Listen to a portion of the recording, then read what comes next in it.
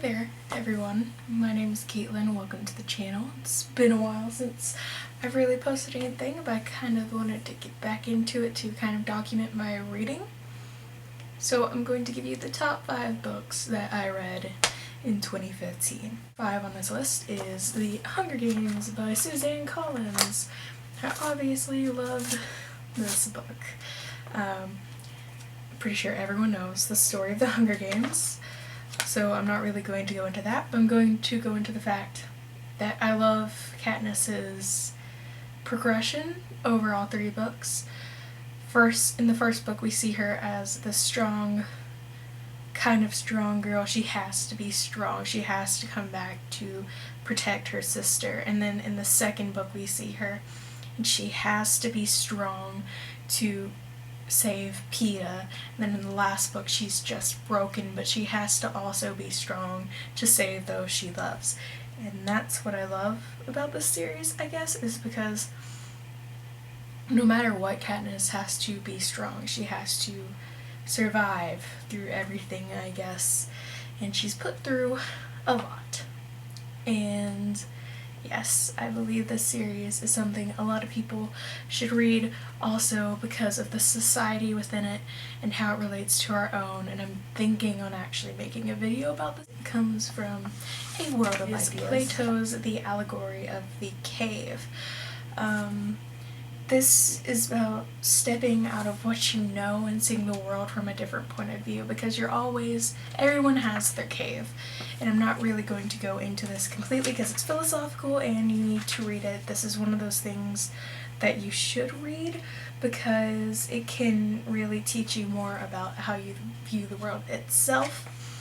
I actually had to do a project on this, and it was amazing because I learned more about myself, because we're all raised in this cave. We're raised in the values of those around us in our family, and then as you grow up, you start to see the world from your own point of view, whether that be better or worse. You still see it from your own point of view at that point, and you're kind of turning away from the cave and finding your own life. Side note, The Aim of Man by Aristotle. He studied under Plato, but The Aim of Man is like 10 pages PDF on Google, and it's an amazing read about finding true happiness in our souls and who we are. And Son of Neptune by Rick Riordan. This is book 2 in the Heroes of Olympus series. This follows Hazel Frank and Percy Jackson, which of course everyone knows from the Percy Jackson series, which I recently read as well. Kind of binge read both series. Really love Hazel the most in this book and her point of view and her past, I guess, with Pluto or Hades. Whichever one you want to use, Pluto is what I'm going to go with just because that's what she calls him. I love how Hazel is from New Orleans and from such a time. I also have another book. It's back there. It's Out of the Easy by Ruta Sepetys, and it's also set around a few years, actually 20 years I think, after Hazel was supposed to live in New Orleans. But because of reading that book, I have a better understanding of what Hazel grew up in New Orleans in a way. And then I also love Frank's story because he's connected from his Chinese roots and his Roman roots. And it's just, oh my god. Oh, yes. He changes a lot throughout the series, but I love seeing him wanting to prove himself and both protect Percy and Hazel. So that's The Son of Neptune by Rick Riordan. Carry On by Rainbow Rowell.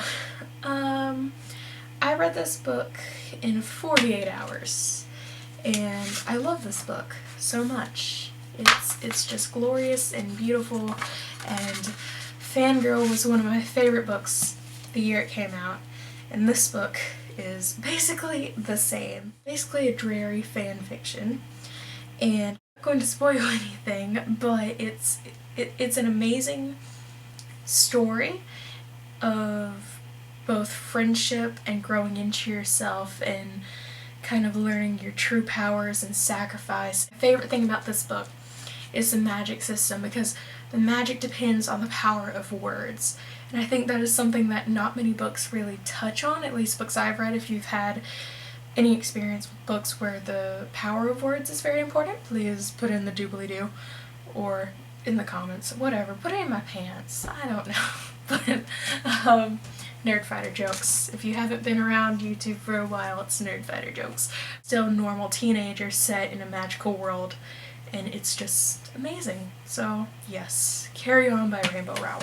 My favorite book and the most beat up book that I need a new copy of the next time I go to the used bookstore. Percy Jackson and the Olympians, The Lightning Thief. I read this book the first time last year. I thought, oh, it's alright, but I did not read the rest of the series. Well, this year, I started this book about 2 weeks ago. And then, as soon as I finished this in a day, I started this book, The Sea of Monsters, the second book in the series. And then after that, the next day, I read The Titan's Curse. And then the day after that, oh, what do you know? I read The Battle of the Labyrinth. And then the day after that, I read The Last Olympian. And then after that, I read The Demigod Files. I love Chiron as a mentor because it reminds me of Greek mythology, which I've been looking into a lot since reading this series. I love the dynamic between Percy, Grover, and Annabeth, as well as the dynamic between Percy and Clarice. That's one of my favorite things ever because it's like Nancy from his school comes to Camp Half-Blood with him, but she's more dangerous. Wait, is Nancy a guy? Oh my god, Nancy might be a guy. Is Nancy a guy? I can't remember. Guess what that means? I'm rereading this. But, what else in here? I love the fact that his brain was hardwired for ancient Greek rather than English.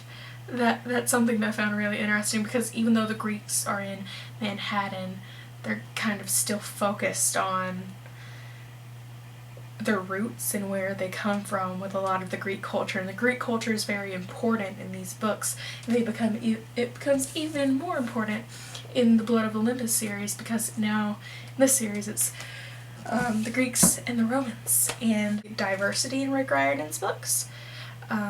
Even though in the books I believe Grover is white, I watched the movie. I watched the Percy Jackson movie, and I forever picture Grover as black. And it's just like, it makes sense to me to view him like that. I don't know. That's how I saw him in my head, and I loved it.